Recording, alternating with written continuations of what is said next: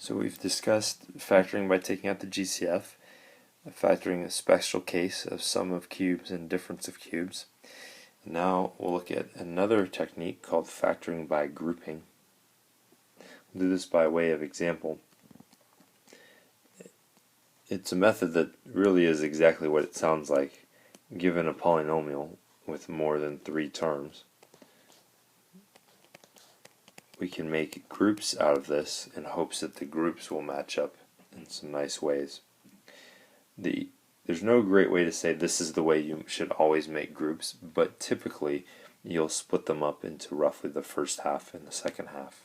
So here's my polynomial, x cubed minus 3x squared minus 16x plus 48. I'm going to put these into 2 groups. My first 2 terms plus my second 2 terms.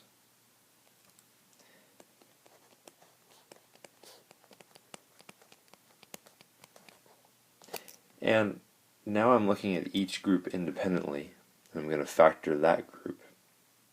And this first group, x cubed minus 3x squared, has a GCF. It's x squared. And when I factor it out, I'm left with x minus 3. My second group has a GCF. It's negative 16. And when I factor it out, I'm also left with x minus 3. And that's the key with factor by grouping, that if it's going to work, once you've factored a GCF out of your groups, you have to have similar common factors, in this case x minus 3. Now I need you to notice that this is very much like having x squared times y minus 16 times y. And what we're notice that instead of x minus 3, we just happen to have y. But the idea that we're going to use is still the same, because this has the common factor of y, we can factor that out and be left with y times x squared minus 16. In the same way, because the expression we're working with has the common factor of x minus 3, we can factor that out and be left with x minus 3 times x squared minus 16. That's the principle of factoring by grouping. This particular problem will go a little bit further.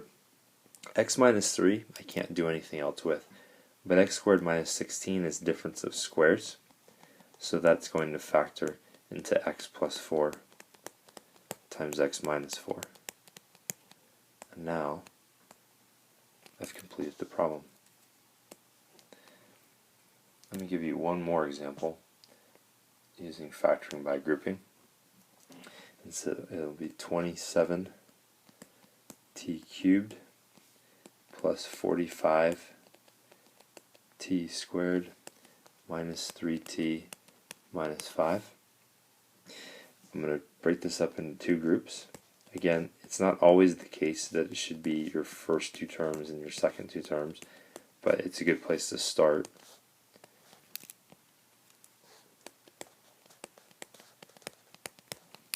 And I can see in my first group, it has a GCF of 9t squared. And when I factor that out, I'm left with 3t plus 5. Now I see that my second group is really similar to 3t plus 5, and I can get there if I factor out a negative 1. So I'll have minus 1 times 3t plus 5. Now I can see that this has a common factor of 3t plus 5, which I can then factor out as well. And I'm left with 3t plus 5 times 9t squared minus 1. 3t plus 5 doesn't go any further, but 9t squared minus 1 does. It's also difference of squares, and this will factor into 3t plus 1 times 3t minus 1. And notice that so much of this is your ability to recognize situations. So in a certain sense, all of your factoring skills come into play. Let's factor in by grouping.